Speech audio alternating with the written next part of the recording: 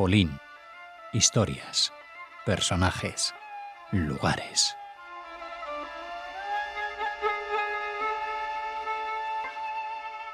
Es un placer recibir a Elżbieta Borkiewicz en su programa. Esperamos que estés muy bien soportando estos calores que para una polaca no debe ser fácil. Elżbieta. Una polaca que vive en España desde hace 40 años. Eso, Yo y en estoy la sierra, y en acostumbrada. la sierra. Y en la sierra, además, en Guadarrama, que estamos 4 grados menos que en Madrid. Eso. Bueno,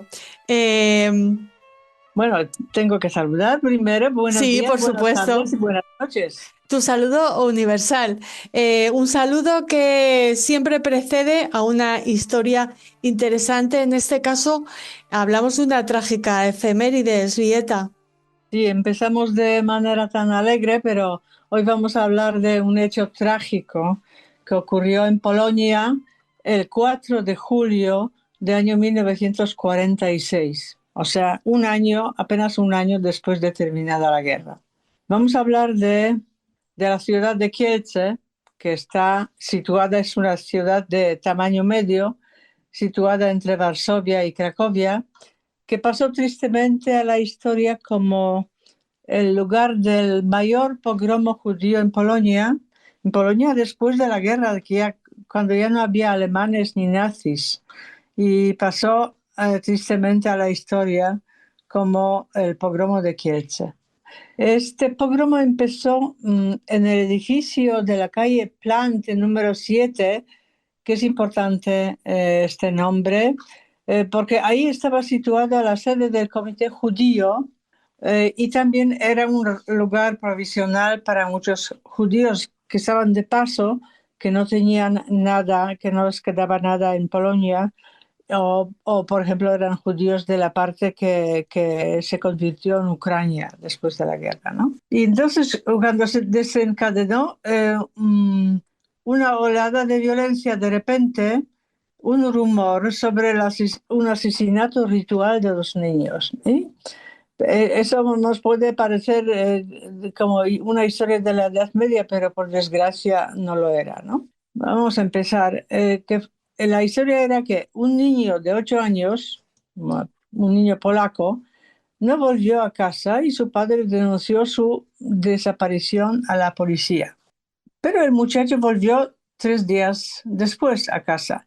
En realidad había ido a un pueblo cercano a casa de unos familiares, pero temiendo el castigo del padre, dijo que había estado encerrado en un sótano y que lo encerraron los judíos.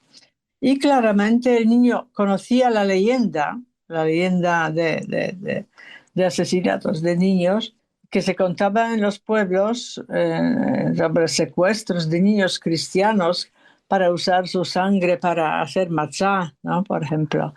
O la versión más moderna, que utilizaban la sangre de los pequeños para las transfusiones, ¿no? de su propia gente.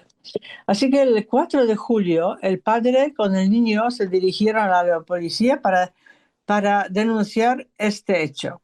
De paso, cuando iban a la policía, el niño reconoció, entre comillas, la casa donde lo habían retenido. Y era justamente la casa donde vivían más de un centenar de supervivientes judíos, ahí donde estaba el comité judío, y también ahí había un kibutz que preparaba a la gente para emigrar a Palestina.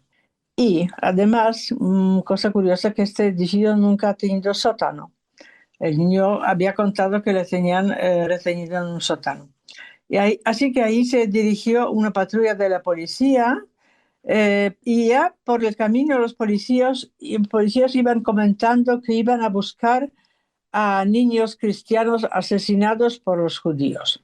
Así que a la patrulla se fue juntando la gente y la noticia sobre el asesinato ritual se extendió como pólvora y delante de la casa judía empezó a aglomerarse la multitud. Y la psicosis se apoderaba de todos, gritaban muerte a los judíos, tiraban piedras. Y los soldados que fueron enviados para controlar la situación, de hecho, se unieron al pogromo. y los militares entraron en el edificio para requisar posibles armas, aunque los judíos tenían permiso para defenderse, para tener algunas pistolas. Y se oyeron en el exterior, se oyeron unos disparos. La multitud gritaba que los judíos mataron a un soldado, pero en realidad la realidad es esa. Los soldados entraron y mataron al presidente del comité judío, el doctor Severin Kahane. Y eh, ahí empezó todo. Los soldados y los policías sacaban a la gente del interior, los lanzaban a la chusma, y ahí te puedes imaginar lo que podía ocurrir. Los pegaban con todo lo imaginable, con tablones de madera, con varas de metal, con piedras, bayonetas. Y los pocos policías y civiles que estuvieron del lado de los judíos se tuvieron que enfrentar a la reacción histérica y la agresión de la gente, ¿no? Y después, pero esto no fue todo, después al ataque se unieron los trabajadores de una fundición cercana.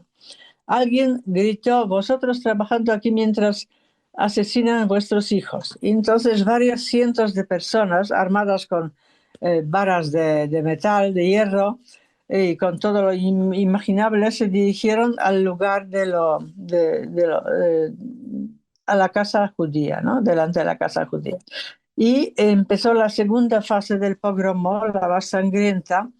Y así la matanza duró, no solamente matanza de la gente que sacaban del interior, también los que intentaban huir, pues por ejemplo, al lado de un río, pues junto al río mataron a varias personas, entre ellas a un niño de 14 años que intentaba salvar su vida.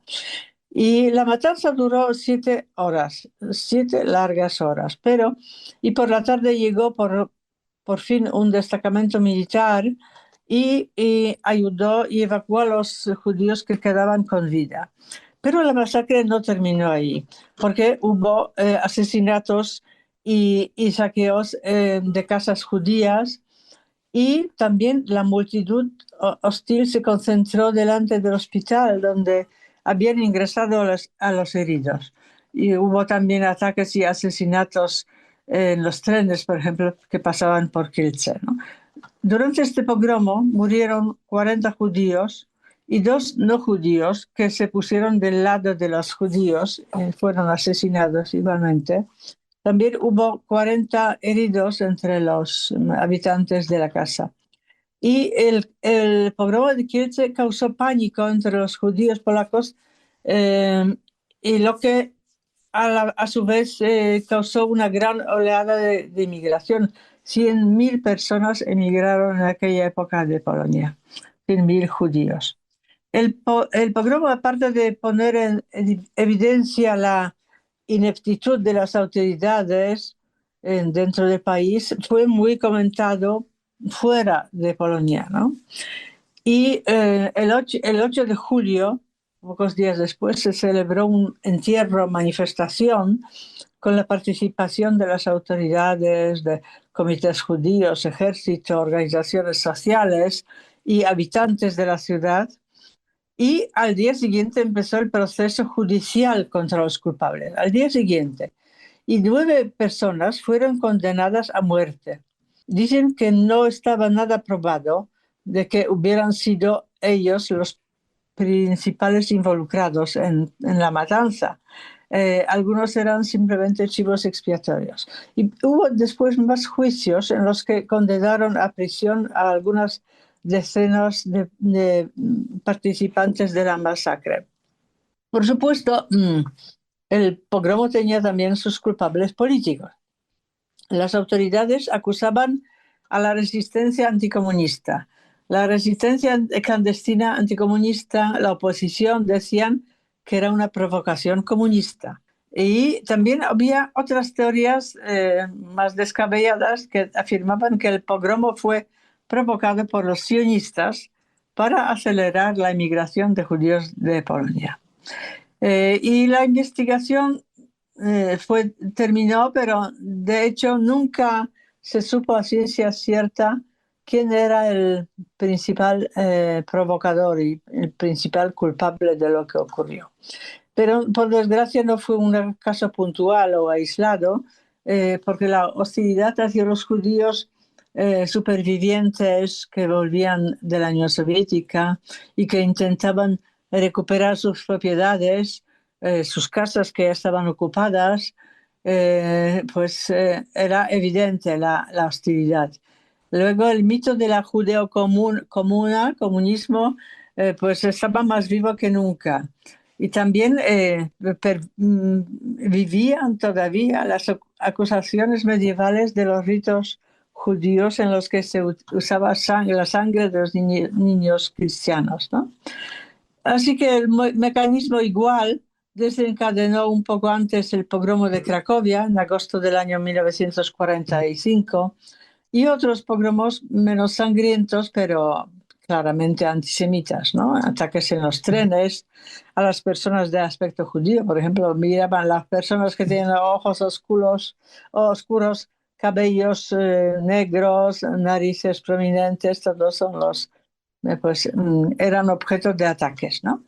Y los acontecimientos de Kielce tuvieron consecuencias muy dramáticas, porque fueron la prueba del antisemitismo después de la guerra en Polonia, ¿no? Incomprensible después de la experiencia del Holocausto. Y fueron también la señal de muchos judíos de que Polonia no era un lugar seguro para ellos. Por eso tenían que emigrar. Por eso emigró tanta gente en aquella época. Sí. Y durante muchos años, el pogromo de Kielce no aparecía en las clases de historia, en los programas de historia en los colegios polacos, o no se hablaba de ello. Mucha gente se enteró muchos años después y a mucha gente les costó aceptar la verdad. Es que era imposible, que eso no podía haber pasado, pero pues sí pasó.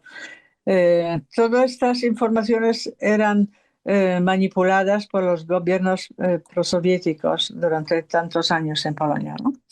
Es así que yo creo que hablar de este trágico hecho es una obligación moral que tenemos y también es una enseñanza, ¿no? De que debemos recordarlo como advertencia ante el odio, los prejuicios y que no se puede callar frente a la violencia. Y también, por supuesto, con esto hemos recordado a las víctimas, a las 40 personas que murieron, 42 personas que murieron durante estos sucesos.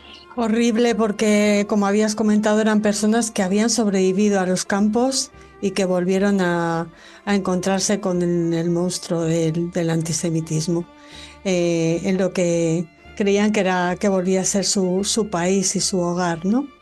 Muchísimas gracias, Elżbieta, por recordar este episodio. Te esperamos en la próxima entrega de Polin Judíos Polacos. Muchísimas gracias. Gracias.